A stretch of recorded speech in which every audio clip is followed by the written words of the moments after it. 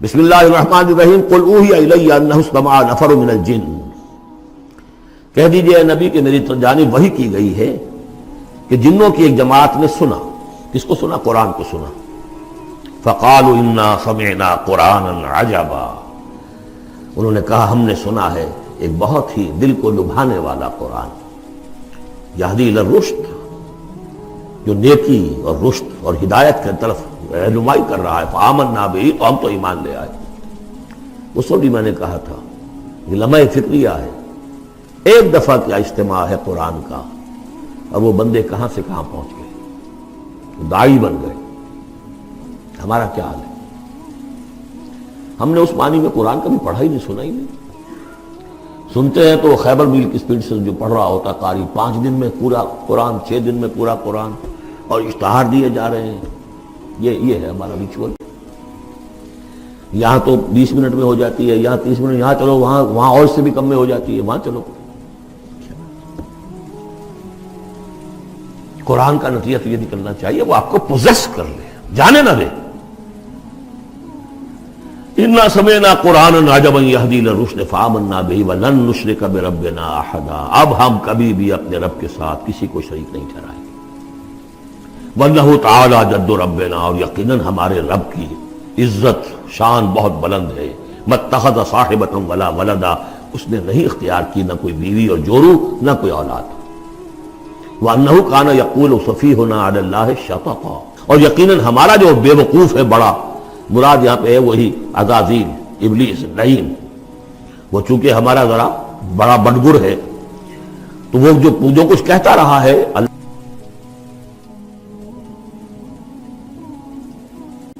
وَأَنَّا ظَنَنَّا أَن لَّن تَقُولَ الْإِنسُ وَالْجِنُّ عَلَى اللَّهِ كَذِبًا، ہم تو اس گمان میں رہے، خوش گمانی میں، کہ جن اور انسان اللہ تعالیٰ کے اوپر جھوٹ نہیں باندھیں گے، لیکن وہ بدماش تو جھوٹ باندھتا رہا۔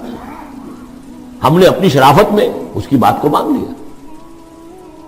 وَأَنَّهُ كَانَ رِجَالٌ مِّنَ الْإِنسِ يَعُوذُونَ بِرِجَالٍ مِّنَ الْجِنِّ فَزَادُوهُمْ رَهَقًا، اور یہ کہ جو انسانوں میں سے مرد ہیں وہ جنات کے مردوں میں کی حفاظت پکڑتے ہیں۔ یہ ہوتا تھا ان کا طریقہ، وہ سمجھتے تھے کہ بیابان میں جو ہے جنات رہتے ہیں اور وہ ان کے جو ہیں سردار بھی ہیں، تو اب راستے نے پڑاؤ ڈالا ہے جنگل میں، تو سب سے پہلے کہتے تھے کہ ہم اس جنگل کے، اس بیابان کے جنات کی ہم پناہ میں آتے ہیں۔ اب وہ سنتے ہوں گے یہ بے وقوف، یہ آدم کی اولاد، ہمارے تو جد امجد کو نکال دیا گیا جنت سے اس لیے کہ اس کو سجدہ نہیں کیا، یہ ہمیں معبود بنائے بیٹھے ہیں، ہماری پناہ طلب کر رہے ہیں۔ لہذا ان میں اور سرکشی پیدا ہو گئی اور اکڑ گئے کہ یہ انسان ہو کر یہ ہماری پناہ مانگ رہے ہیں، ہم سے طلب کر رہے ہیں پناہ، تو اس سے ان کے اندر اور زیادہ سرکشی پیدا ہو گئی۔ وَأَنَّهُ كَانَ رِجَالٌ مِّنَ الْإِنسِ يَعُوذُونَ بِرِجَالٍ مِّنَ الْجِنِّ فَزَادُوهُمْ رَهَقًا وَأَنَّهُمْ ظَنُّوا كَمَا ظَنَنتُمْ أَن لَّن يَبْعَثَ اللَّهُ أَحَدًا، اور دیکھو انہوں نے بھی ایسا ہی سمجھا جیسا کہ تم نے سمجھا ہوا ہے کہ اللہ کسی کو نہیں اٹھائے گا۔ اس کے 2 معنی ہیں، یعنی بعد سے بعد الموت کوئی نہیں ہے، مرنے کے بعد جی اٹھنا نہیں ہے، اور یہ بھی کہ شاید اب اللہ کسی اور کو رسول بنا کر نہ بھیجے، أن يبعث الله أحدا، اس لیے کہ 600 برس بیت چکے تھے، وہ تورات سے واقف تھے جو سورہ احقاف میں تذکرہ آیا ہے۔ فترت وہی 600 برس، اور یہ طویل ترین وقفہ تھا نبوت کا کہ کوئی نبوت، کوئی رسالت دنیا میں نہیں، تو ان کو یقیناً اس سے خیال ہوا ہوگا کہ بس اب ختم ہوا معاملہ، اب کوئی اور رسول نہیں آئے گا۔ وَأَنَّا لَمَسْنَا السَّمَاءَ، اور ہم نے ذرا ٹٹولا آسمان کو، ہم نے چاہا کچھ خبریں لے کر آئیں ذرا غیب کی۔ فَوَجَدْنَاهَا مُلِئَتْ حَرَسًا شَدِيدًا وَشُعُبًا، تو ہم نے تو پایا اس کو کہ وہ بھرا ہوا ہے سخت چوکیداری سے، اور انگارے رکھے ہوئے ہماری ہمیں کھدیڑنے کے لیے۔ یعنی یہ کہ ہمیں معلوم ہو گیا کہ کوئی واقعی وقت ایسا ہے، کیونکہ یہ سارا انتظام خاص طور پر جب کہ وہی یہ نبوت آتی تھی تو اہتمام کر لیا جاتا تھا۔ عام حالات میں کوئی بات نہیں، روح اتر رہے ہیں فرشتے، اور یہ جو ہے یہ آگ سے بنے ہیں، وہ نوری ہیں، یہ ناری ہیں، کچھ نہ کچھ ان سے یارانہ گانٹ کے کچھ نہ کچھ ان سے لے لیتے تھے، یا یہ کہ اچک لیا، من استرق سرقۃ، کسی نے کوئی چیز جو ہے کہیں سے لے لی۔ لیکن اب جو ہم نے دیکھا ہے آسمان کو، تو واقعی وہاں تو بڑے سخت پہرے لگے ہوئے، یعنی کوئی نہ کوئی وحی کا سلسلہ ہے اور نبوت آ رہی ہے، اور وہ نبوت ہمیں تو مل گئی، ہم جا کر سنائے کلام اور ہم ایمان لے آئے۔ وَأَنَّا لَمَسْنَا السَّمَاءَ فَوَجَدْنَاهَا مُلِئَتْ حَرَسًا شَدِيدًا وَشُهُبًا وَأَنَّا كُنَّا نَقْعُدُ مِنْهَا مَقَاعِدَ لِلسَّمْعِ اور ہم وہاں بیٹھا کرتے تھے، وہاں پہ گھاٹ میں بیٹھا کرتے تھے کچھ سنبل لینے کے لیے، مقعد بیٹھنے کی جگہ، مورچہ جہاں پہ بیٹھا جائے، ہم وہاں پر اپنے ٹھکانوں میں بیٹھا کرتے تھے۔ فمن یستمع الان، لیکن اب اگر کسی نے کچھ سننے کی کوشش کی، یجد لہ شہابا رصدا، وہ پائے گا اپنے واسطے ایک انگارہ گھات میں، میزائل پیچھا کرے گا اس کو۔ وَأَنَّا لَا نَدْرِي أَشَرٌّ أُرِيدَ بِمَنْ فِي الْأَرْضِ أَوْ أَرَادَ بِهِمْ رَبُّهُمْ رَشَدًا۔ معلوم ہوتا بہت بڑے عالم تھے یہ، تورات کے جاننے والے، انہوں نے ایک ایسی عظیم بات کہی ہے یہ، ہمیں یہ معلوم نہیں کہ آیا زمین میں بسنے والے ان انسانوں کی کوئی شامت آ گئی ہے یا اللہ نے ان کے لیے کسی بھلائی کا ارادہ کیا ہے۔ رسالت آئے گی تو دو ہی نتیجے ہیں، یا تو کوئی عذاب آنے والا ہے، اس لیے کہ وما كنا معذبین حتی نبعث رسولا، یا تو کوئی بہت بڑے پیمانے پر انسانوں کی شامت آنے والی ہے، جیسے قوم نوح، قوم ہود، قوم صالح کا حشر ہوا تھا، وہ ویسا ہی حشر ہونے والا ہے۔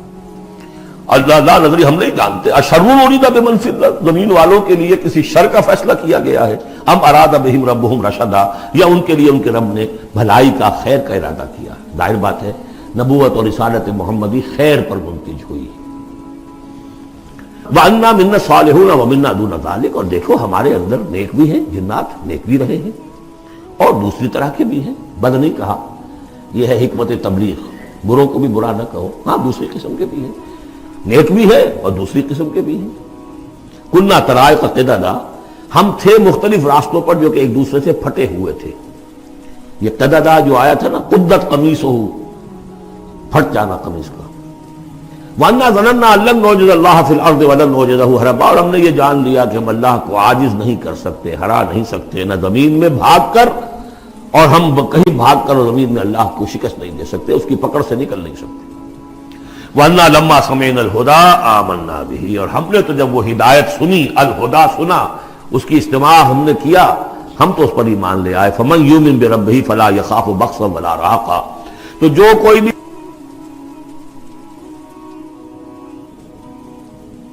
زبردستی ہوگی، کچھ زیادتی ہوگی، جیسے جیسے ان کے اعمال صالحہ ہیں پورے پورے اللہ تعالیٰ ان کا اجر ان کو دے دے گا۔ وَأَنَّا مِنَّا الْمُسْلِمُونَ وَمِنَّا الْقَاسِطُونَ، اور دیکھو ہمارے اندر وہ بھی ہیں جو فرما بردار ہیں اور وہ بھی ہیں جو بے انصافی کرتے ہیں۔ یہ قسط کے لفظ کے ساتھ سمجھ لیجئے، جب یہ ثلاثی مجرد میں آتا ہے تو قاسط اس میں فاعل بنا، وہ ناانصاف کے معنی میں ہے، یہ باب افعال کے خواص میں سے ہے، سلب ماخذ اس کو کہتے ہیں۔ جب باب افعال میں آئے گا تو اس کے معنی ہے عدل و انصاف، اور جب ثلاثی مجرد میں آئے گا تو نا انصافی۔ قاسطون فمن اسلم فاولئک تحروا رشدا، جو لوگ اسلام لے آئے، اطاعت قبول کر لی، تو انہوں نے تو گویا کہ ڈھونڈ نکالی خیر کی راہ، نیکی کی راہ انہوں نے تلاش کر لی۔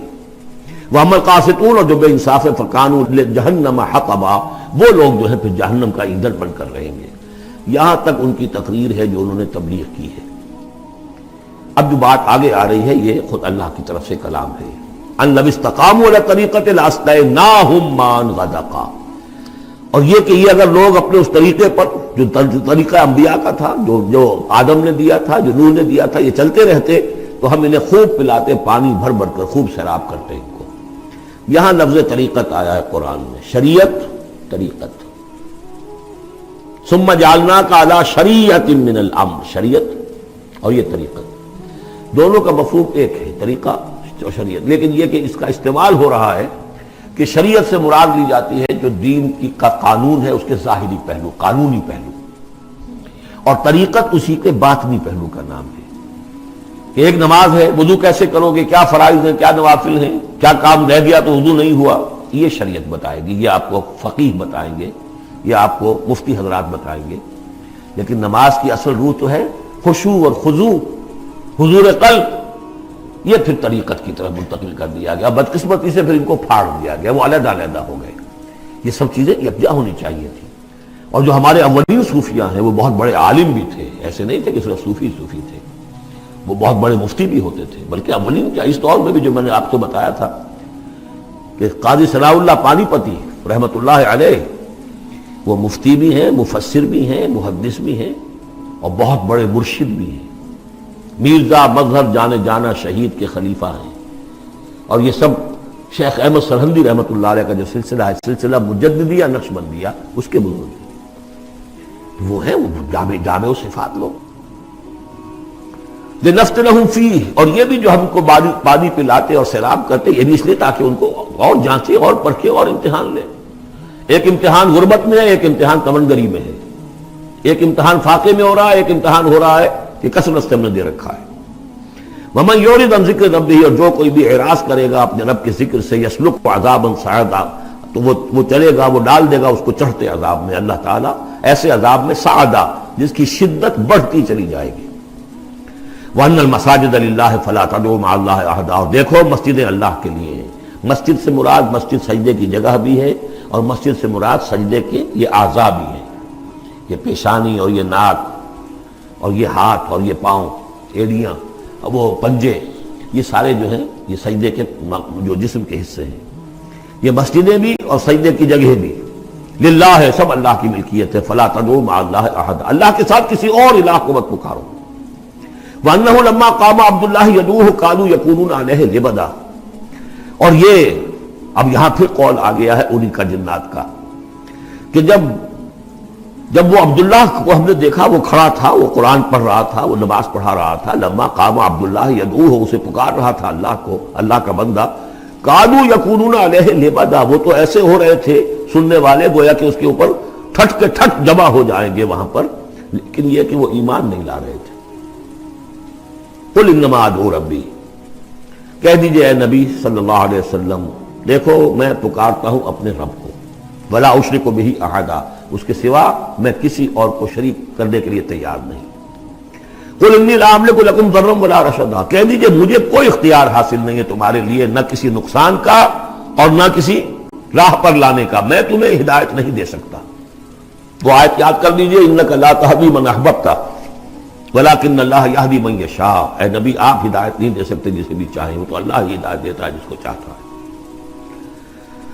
قل انی لن یجیرنی من اللہ احد ولن اجد من دونہ ملتحدا، کہہ دیجئے میں ہرگز نہ پاؤں گا کہ مجھے اللہ کے سوا کوئی پناہ دے سکے. یجیرنی من اللہ احد، اللہ کی پکڑ سے بچانے کے لیے مجھے کوئی پناہ دے سکے میں نہیں پاؤں گا. ولن اجد من دونہ ملتحدا، اور اللہ کے سوا میں کہیں جو ہے کوئی اپنا سر چھپانے کی جگہ نہیں پاؤں گا. الا بلاغا من اللہ،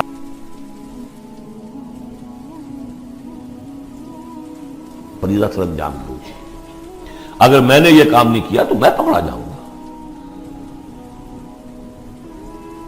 فَلَنَسْأَلَنَّ الَّذِينَ أُرْسِلَ إِلَيْهِمْ وَلَنَسْأَلَنَّ الْمُرْسَلِينَ، ہم تو پوچھ کر رہیں گے ان سے بھی جن کی طرف رسولوں کو بھیجا، اور پوچھ کر رہیں گے رسولوں سے بھی. وَمَنْ يَعْصِ اللَّهَ وَرَسُولَهُ، جو کوئی بھی اللہ اور اس کے رسول کی نافرمانی کرے گا، فَإِنَّ لَهُ نَارَ جَهَنَّمَ خَالِدِينَ فِيهَا أَبَدًا، تو اس کے لیے تو پھر جہنم کی آگ ہے جس میں وہ ہمیشہ ہمیشہ رہے گا. حَتَّى إِذَا رَأَوْا مَا يُوعَدُونَ، یہاں تک کہ جب وہ دیکھیں گے جس چیز کی انہیں دھمکی دی جا رہی ہے، فَسَيَعْلَمُونَ مَنْ أَضْعَفُ نَاصِرًا وَأَقَلُّ عَدَدًا، اس وقت انہیں معلوم ہو جائے گا کون کمزور ہے مددگاروں کے اعتبار سے اور کون اقلیت میں ہے تعداد کے اعتبار سے. وہ تانے دیتے تھے نا کہ دیکھو محمد تمہارے پاس تو بیٹھے بھی ہوتے ہیں تو ہمارے کمی کاری بڑے لوور طبقات کے لوگ، اور وہ بھی چند ہوتے ہیں، دیکھو جا کے ابو جہل کی محفل بھری ہوئی ہے، بڑے بڑے لوگ بیٹھے ہوئے وہاں پر. اس وقت معلوم ہو جائے گا من اضعف ناصرا واقل عددا. یہ سورہ مریم میں بہت تفصیل سے یہ مضمون آیا ہے. قل ان ادری اقریب ما توعدون ام یجعل له ربی امدا، کہہ دیجئے نبی مجھے یہ معلوم نہیں ہے آیا جس چیز کا تم سے وعدہ کیا جا رہا ہے، جس چیز کی دھمکی دی جا رہی ہے. وعدہ اور وعید بنیاد ایک ہی ہے، اصل میں اصل الفاظ ایک ہی، وعید دھمکی، وعدہ لیکن حروف اصلی وہی ہے. آیا وہ قریب آ چکی ہے اسے، یا ام یجعل له ربی امدا، یا یہ کہ میرا رب اس کے لیے ابھی کچھ مہلت دے، کوئی تمہاری رسی دراز کرے، یہ میں نہیں جانتا. یہ سورہ انبیاء کے آخر میں بھی آیا تھا، قل ادری قریب ام بعید ما توعدون، کہہ دیجئے نبی میں نہیں جانتا کہ جس چیز کا تم سے وعدہ کیا جا رہا ہے وہ قریب آ چکی ہے یا بھی دور ہے. عالم الغیب، وہی ہے غیب کا جاننے والا. فلا یظہر علی غیبہ احدا، وہ اپنے غیب پر کسی کو مطلع نہیں کرتا، الا من ارتضی من رسول، سوائے جس کو وہ چاہے اپنے رسولوں میں سے. یہ بہت اہم قانون ہے قرآن کا، اور اس میں سارا مسئلہ علم غیب کا حل ہوتا ہے. ایک بات تو یہ کہ ہمارے جو بھی بریلوی بھائی ہیں وہ بھی مانتے ہیں، 4 باتیں وہ مانتے ہیں. 3 میں نے ایک مرتبہ تحقیق کی تھی بڑی مفصل، جا کر بعض لوگوں سے ملاقات کی، ابھی میں طالب علم تھا. کہا دیکھیے ہم ثابت مانتے ہیں اس بات کو، نبی کا علم ذاتی نہیں عطائی ہے، اللہ نے جو دیا وہی ہے. نبی کا علم قدیم نہیں حادث ہے، پہلے نہیں تھا پھر ہو گیا، اللہ نے دے دیا تو ہو گیا. اور نبی کا علم غیر محدود نہیں محدود ہے. میں نے کہا یہ تین باتیں جو شخص مان لے میرا اس سے اب کوئی جھگڑا نہیں رہا. لیکن ہمارے ہاں کچھ لوگوں نے ایک ڈیفینیشن کر لی علم غیب کی. علم غیب وہ ہے جو بغیر کسی کے بتائے خود حاصل ہو جائے. اس اعتبار سے تو میرے پاس بھی علم غیب ہے نہیں، یعنی کسی کے پاس کوئی علم ہے ہی نہیں. ہمیں دیا اساتذہ نے دیا، حضور کو دیا اللہ نے دیا، جبریل کو دیا اللہ نے دیا. اس معنی میں تو ذاتی علم تو کوئی بھی نہیں مانتا کسی کا. علم تو دینے سے ہوتا ہے. البتہ علم غیب کسے کہتے ہیں؟ وہ چیزیں جو ہماری نگاہوں سے چھپا دی گئی ہیں. وہ عالم غیب ہے، جنت ہے، دوزخ ہے، فرشتے ہیں، یہ سب کیا ہے؟ عالم غیب. تو نبیوں کو تو کچھ نہ کچھ حصہ اس کا دکھایا جاتا ہے تو نبی بنتے ہیں نا، ورنہ میرے اور نبی میں فرق کیا ہوا پھر؟ اگر میرا بھی علم وہی ہوتا ان السمع والبصر والفؤاد تو میرے علم اور حضور کا بھی علم یہی ہوتا تو فرق کیا ہوا؟ حضور نے تو اس دوسرے علم کے اعتبار سے تو صاف کہہ دیا انتم عالم بامور دنیاکم. لیکن حضور کو معراج میں جنت دکھا دی، دوزخ دکھا دی. زمین پر رہتے ہوئے آپ نماز پڑھا رہے تھے، غالباً وہ جو کہ نماز پڑھائی جاتی ہے جبکہ بارش نہیں ہوتی، استسقاء کی نماز، اسی کے دوران اچانک ایک دفعہ آپ آگے بڑھے. لوگ حیران ہوئے کیا ہوا ہے، ایک دفعہ پیچھے ہٹے. لوگوں نے پوچھا بعد میں کہ حضور یہ نماز کا حصہ تھا، یعنی ہم بھی پھر صدا کیا کریں اس نماز کے اندر؟ فرمایا نہیں، اصل میں میرے سامنے جنت لے آئی گئی، اب بے اختیار میرا ہاتھ بڑھ گیا کہ میں اس کا پھل توڑ لوں، اور میرے سامنے اس کے بعد دوزخ لے آئی گئی اور اس کا جو بمکا آیا گرمی کا، اس سے میں بے اختیار پیچھے ہٹا. دنیا میں سیر کرا رہے ہیں. بہرحال یہ غیب ہی میں سے ہے. البتہ کل غیب یہ جو مانے اللہ نبی کے لیے وہ کافر ہے، اور وہ مانتے ہیں، بریلوی بھی مانتے ہیں. کل غیب کا کوئی سوال ہی نہیں. نبی کا علم محدود ہے، نبی کا علم حادث ہے، نبی کا علم عطائی ہے. تین باتیں مان لیجئے. باقی نبی کا علم کتنا تھا کتنا نہیں تھا یہ میں کون ہوں ناپنے والا اور آپ کون ہیں ناپنے والے.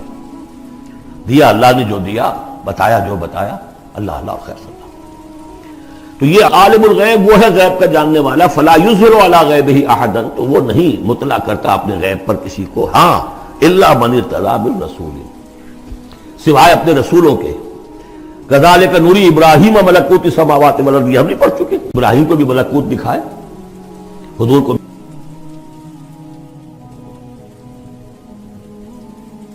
من بین یدیہ ومن خلفہ رصدا، جس کو رسول بناتا ہے، غیب کی خبریں دیتا ہے، پھر اس کے آگے اور پیچھے وہ اپنے باڈی گارڈ رکھتا ہے، چوکیدار رکھتا ہے.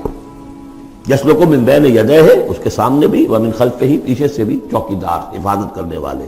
لیعلم ان قد ابلغوا رسالات ربہم، تاکہ یہ بات بالکل واضح ہو جائے کہ انہوں نے واقعتاً اپنے رب کے پیغامات پہنچانے کا حق ادا کر دیا. جیسا کہ حضور نے پوچھ کر جواب لیا تھا، انا نشہد انک قد بلغت الرسالۃ وادیت الامانۃ وکشفت الغمۃ ونصحت الامۃ، ہم گواہ ہیں. واحاط بما لدیہم، اور اللہ تعالیٰ جو کچھ ان کے پاس ہے سامنے سب کا احاطہ کیے ہوئے ہیں. واحصا کل شیء عددا، اور ہر شے کی اس کی جو انوینٹری ہے وہ بڑی مکمل ہے، کوئی چیز وہاں سے غائب ہونے والی نہیں ہے. ہر ایک کا عدد کے ساتھ حساب کتاب کا اس نے رکھا ہوا ہے. رب رب کر دے بڈھے ہو گئے اتے ملا پنڈت سارے، رب دا کھوج کھرا نہ لبا اتے نہ کیتے بئی نظارے.